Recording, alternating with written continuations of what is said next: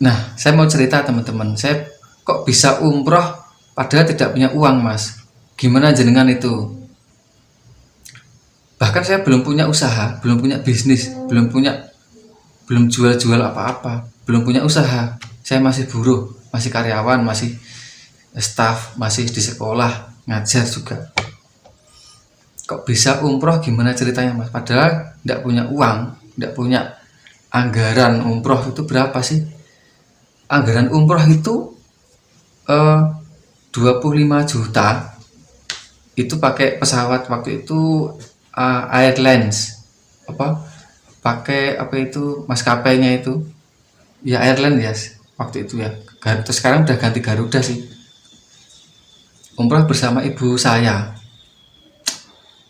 Ceritanya begini, jadi saya ya memang dari pondok pesantren tapi bukan bukan orang terbaik ya, EQ-nya biasa aja lah pokoknya, tidak ada yang istimewa dari saya, itu tidak ada. Bahasa Arabnya ya bisa tapi tidak pintar, kemudian bahasa Inggris ya sedikit bisa tapi bahlul, tidak bisa tidak bisa. Baca Quran bisa, dan hafalan Quran ya mungkin 1 2 3 4 juz bisa tapi tidak banyak. Kemudian relasi saya juga tidak terlalu banyak, apalagi bisnis dan sebagainya tidak bisa. Nah, tahun 2016 itu saya umroh ya. Sangune berapa sih waktu itu ya? Sangune ya sekitar 75 juta sih sama ibu saya kan, buat harus ditukar sama real kan gitu.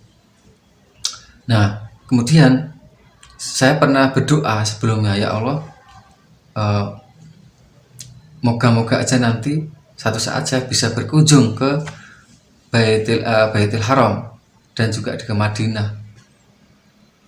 Dan saya juga minta doa bapak saya supaya nanti bisa sama-sama bisa pergi ke sana. Tapi bapak saya kan udah berangkat haji lewat apa itu BRI ya, zaman dulu itu namanya talangan haji. Kalau orang pensiunan itu ada talangan haji. Itu bapak saya naik haji itu tahun 2008.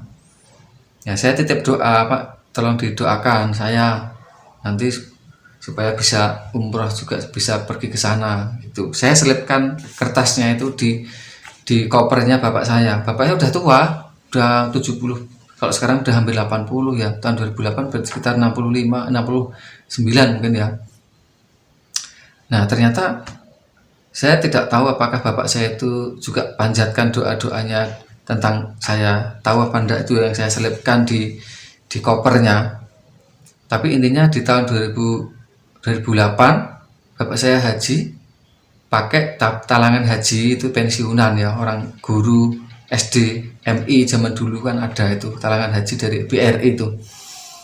Terus 2016 itu eh, tiba-tiba saja ya ada teman saya itu, dia di biro umroh.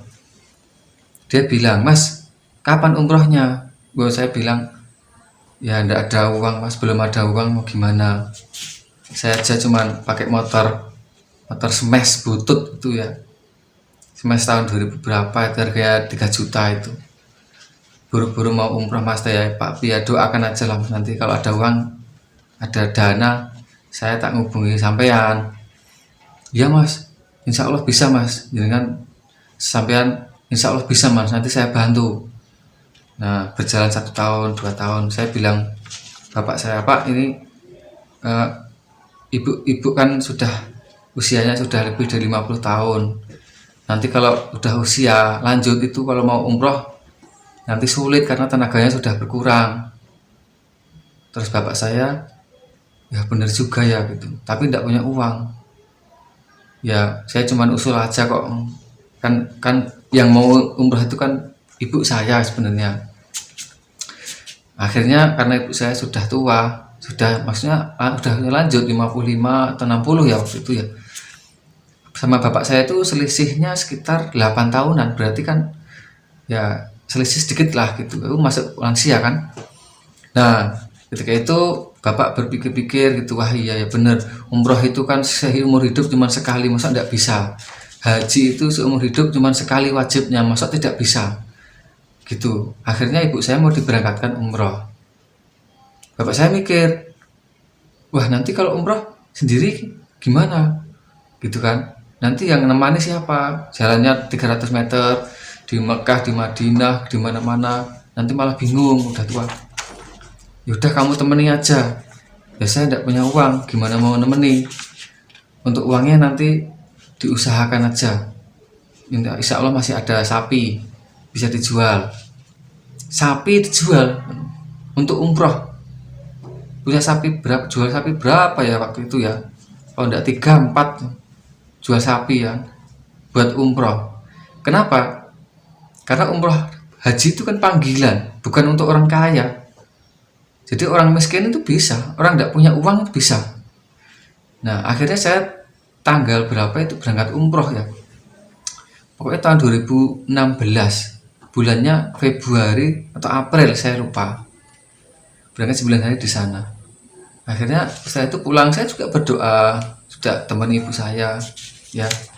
Tiap hari saya teman ibu saya ke Mekah sholat subuh, pokoknya keliling ke di Mekah Madinah itu udah. Nah, ketemu teman-teman di Madinah, di Mekah itu ada teman saya ada 7 atau berapa itu diajak makan-makan di restoran di lantai 4 di pinggir Zam-Zam. Ada apa namanya? Ada swalayan gede itu. Nah, di sana. Sampai pulang waktu itu. Nah, itu saya belum punya bisnis, belum punya usaha. Saya Mas, ini gimana kok pulang umroh habis itu Mas jualan keripik kan, jualan keripik buat tempe, buat tahu, buat apa lagi, dan banyak sekali saya coba usaha-usaha itu sampai akhirnya saya masih kerja nabung dan sebagainya. Nabung dapat 3 juta, 4 juta. Ini akhirnya saya sudah punya istri, anak, gimana ini? Akhirnya saya buat usaha cuci motor waktu itu. Motor terus saya kembangkan, saya belajar sampai saat ini bisa usaha cuci mobil, juga saya bisa bisnis. Bisnis itu menjual satu barang dan laku dari bisnis saya. Alhamdulillah teman-teman ya, artinya teman-teman juga bisa berkembang, usaha itu bisa berkembang. Orang itu harusnya berubah menjadi lebih baik sehingga menjadi lebih banyak hasilnya. Itu teman-teman, semoga bermanfaat ya.